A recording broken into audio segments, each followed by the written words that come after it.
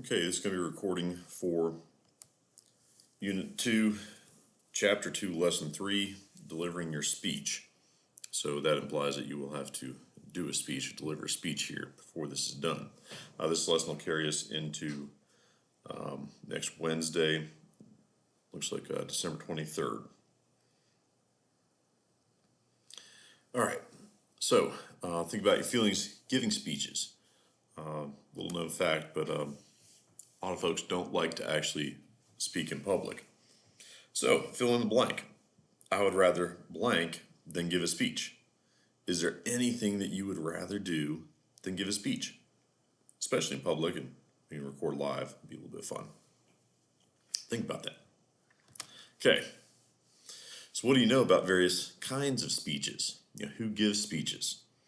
We just had the election, so you got to, well, they don't do speeches the way they used to, but you do hear some public speaking, things like that, with all the politicians. So what types of speeches are they giving? Usually it's to persuade you to vote for them, so there's persuasive type of speech. How often do you hear information type speeches? Sometimes in modern media, it may be a little clip or something where they're trying to get you to buy something or change to a particular type of product. Maybe it's information based. So we'll take a look at that. Okay. True or false? Public speaking is the greatest fear among people, greater than the fear of dying, flying, or failure. True or false? Surprisingly, that is true. There's people who'd rather fly, rather jump out of an airplane, rather fail than give a speech. So I find that interesting, although it doesn't give us what the source is for this. So it makes me question it a little bit. Okay. Here's the learning objectives. I already have the student plan. You're going to learn a bit more about speeches, learn about effective writing. Think about purpose and audience for your speech, because that does matter. Who you're talking to and how to read your audience is a skill that can be developed. And we'll look at ways to improve your speaking skills. So, current events. You're supposed to be doing that in front of the classroom, since we don't have in-person school. I think for the Let 2s in particular, although I'm trying to get other folks to do it as well, have you actually record your current event. Have you deliver that. Again, it focuses on public speaking, get you more comfortable with that. Okay. Gives you some keywords, so stomp, stomp. That means it's important. If it shows up here, you're going to need to be able to define it. There's a slight chance, like 99.9% chance, that it's going to be on the quiz. So words like articulate, commemorative, constructive criticism, impromptu, modulation. What is modulation? And persuasive. I just did it with my voice, by the way, for modulation. So anyway, okay. Brainstorm types of speeches. So instead of doing a thinking map or something, just make a mental list or you write it down. Types of speeches. What are the speech types and what are the audiences? What forums have you personally been involved in where you've had to give a speech? Okay. So several major categories: informative, persuasive, actuating. What does that mean? Argumentative, entertaining, and impromptu. Impromptu speeches, you guys are probably too young, or we don't really have a debate class or team at Valley High School that I'm aware of. But that would be one where sometimes you have to give an impromptu speech. So if any of you want to become a lawyer, for example, especially when you're talking in the courtroom, you're going to have a lot of data to back things up, but you will be expected to do what's effectively impromptu speeches, because you're trying to convince either the judge or jury to either question the arguments of the other side or to persuade them. You're going to have to do things again. So I'm mixing things as far as persuasive type speech or argumentative type speech with an impromptu one. An impromptu simply means that you're given the subject matter, because when you're talking courtroom situation. Maybe there's something that is said by a particular witness which could bring things into question or provide additional evidence, and to bring that out, you're going to have to be able to talk about it effectively. Okay. Take a look at your textbook. You're going to do that digitally and jump out of the presentation momentarily, possibly to do that. But starts on page 78. I did look up the page number for that. So types of speeches and analyze purpose and audience section of your book. That'll help facilitate, well, discussion if we were to have it. Okay. Many educated people find themselves giving impromptu speeches without the benefit of research and planning. If you are one of these people, what technique would you recommend to others when they give these types of speeches? Would you focus your speech on the demographics of the audience, or would you B, try a format like past, present, and future? I think that tends to be very specific, subject specific.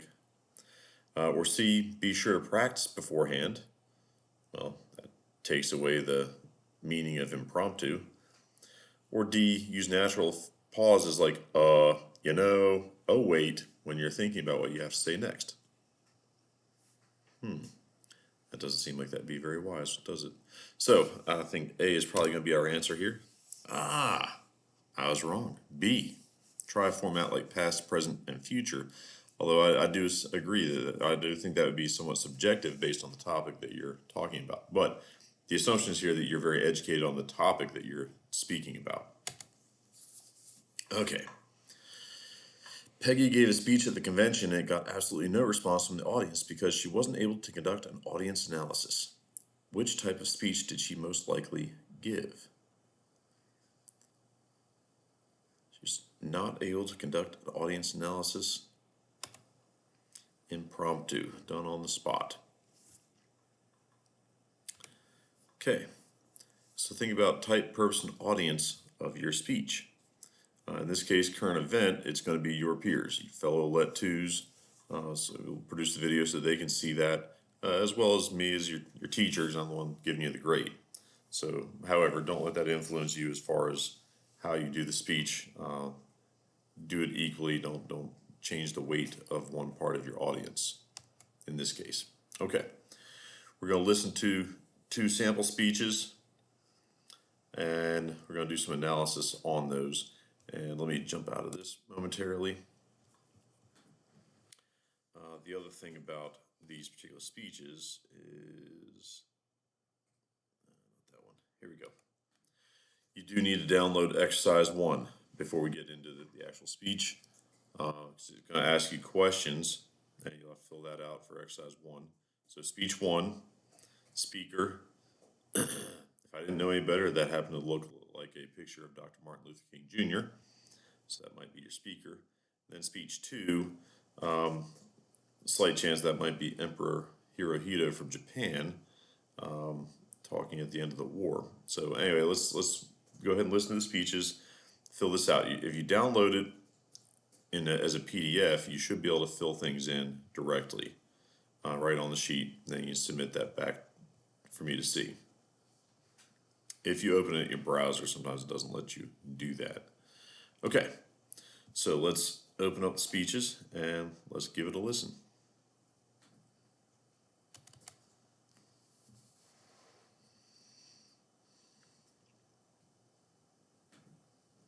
I have a dream that one day, down in Alabama, with its vicious racists, with its governor having his lips dripping with the words of interposition and nullification. One day right there in Alabama, little black boys and black girls will be able to join hands with little white boys and white girls as sisters and brothers. I have a dream today. Okay, there's the first speech.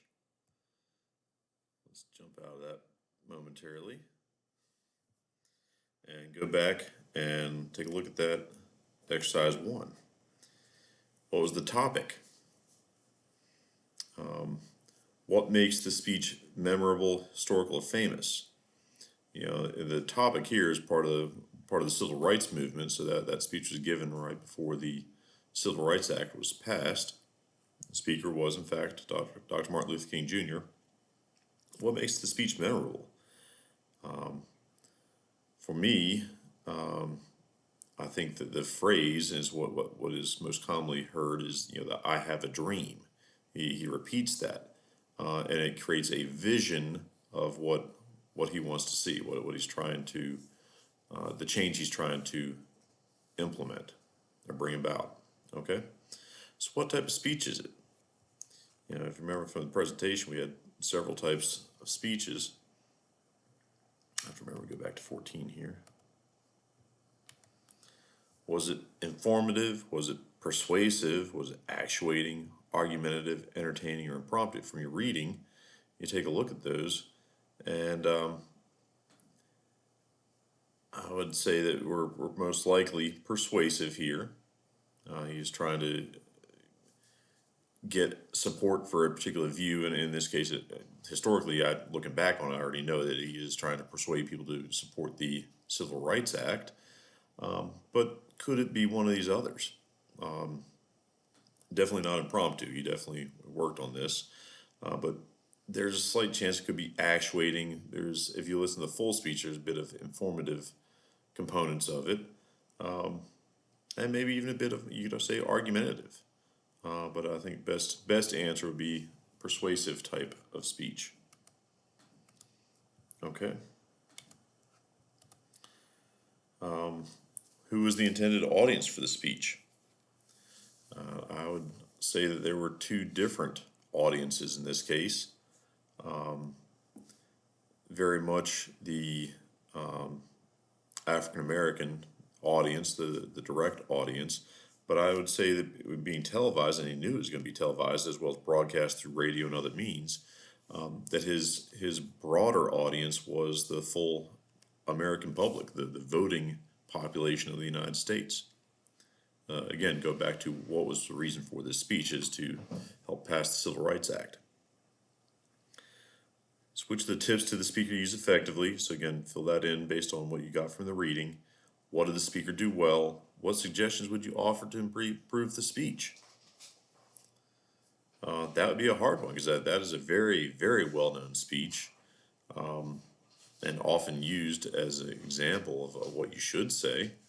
The other most common one around here, I would argue, would be the speech given by Abraham Lincoln at the Gettysburg, at the dedication of the cemetery in Gettysburg, 77 years ago.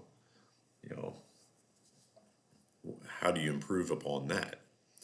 So in this case, maybe something with the inflection and modulation of his voice, maybe where the pauses are. Although I think he does a pretty good job. But again, how would you improve it? Okay, so speech 2. Let's pull that up, and same questions. I'm not going to really go back through this in detail, but we're going to listen to that, and you're going to fill this out on your own. Pause the video if you need to.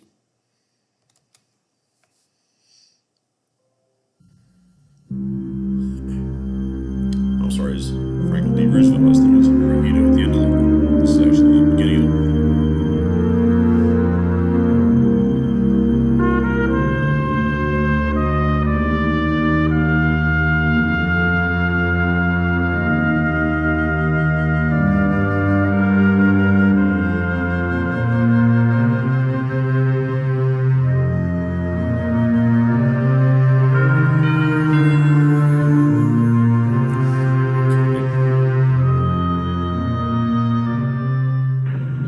Vice President, Mr. Speaker, members of the Senate, of the House of Representatives, yesterday, December 7th, 1941, a date which will live in infamy, the United States of America was suddenly and deliberately attacked by naval and air forces of the Empire of Japan.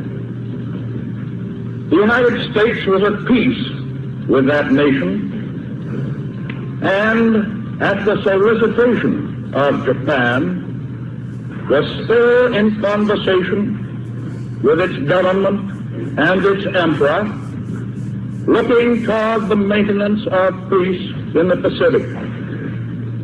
Indeed, 1 hour after Japanese air squadrons had commenced bombing in the American island of Oahu, the Japanese ambassador to the United States and his colleague delivered to our Secretary of State a formal reply to a recent American message.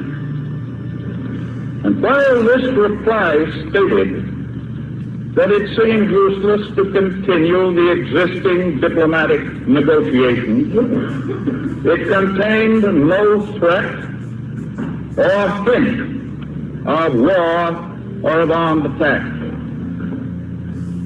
It will be recorded that the distance of Hawaii from Japan makes it obvious that the attack was deliberately planned many days or even weeks ago.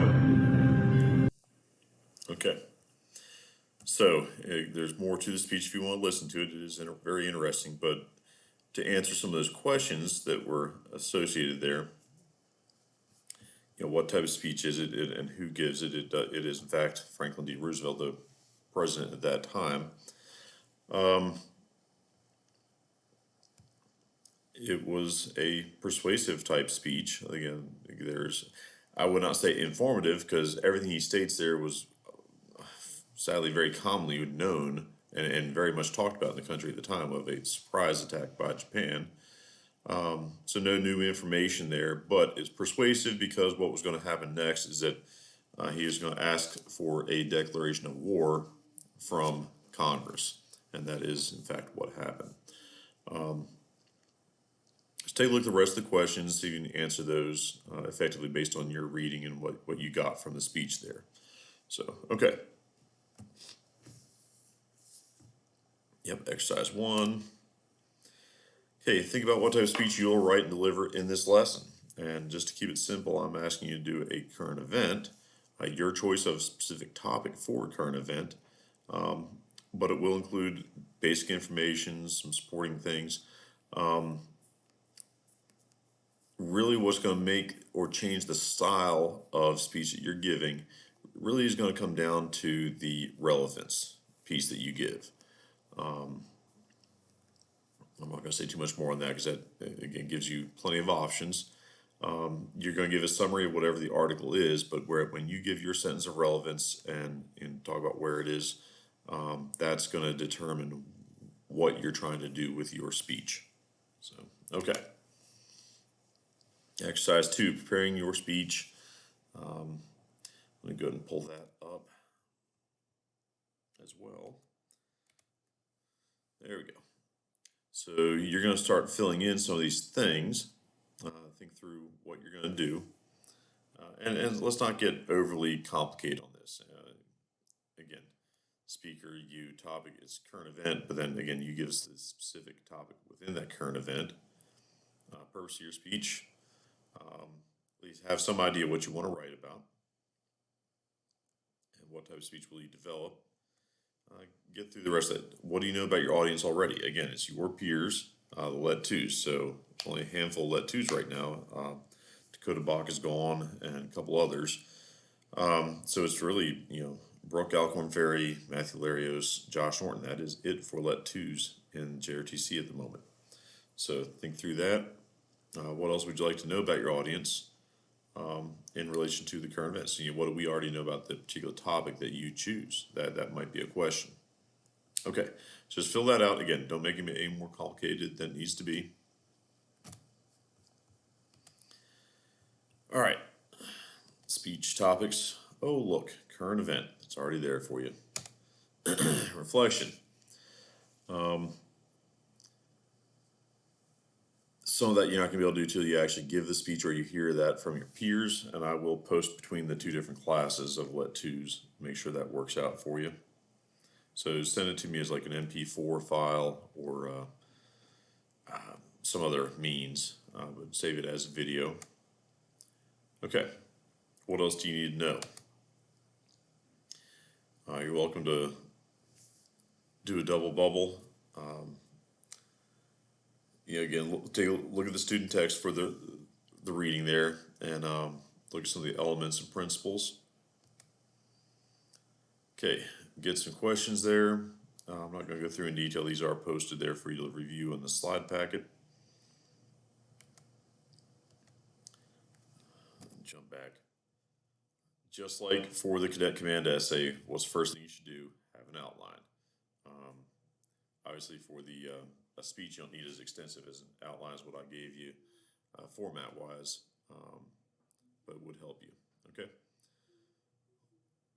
Study the list and select the option that correctly places the steps for preparing a speech in order. Take a look at that. What's the right answer? Okay. Think about your writing.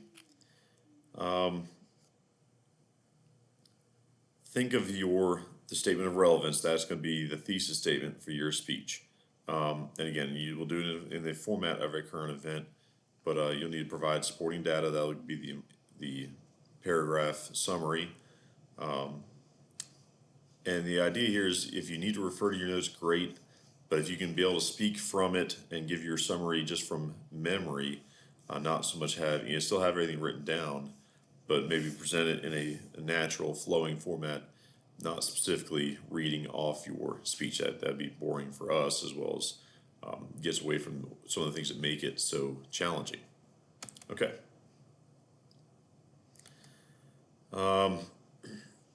Think about feelings that come with delivering a speech. Do you get butterflies? Do you feel like you've prepared? Do you get, is there some anxiety there? Okay. So let's take a look at this animation, and then we're going to be pretty close to ending what we have right here for today. Again, the quiz won't be until next Wednesday.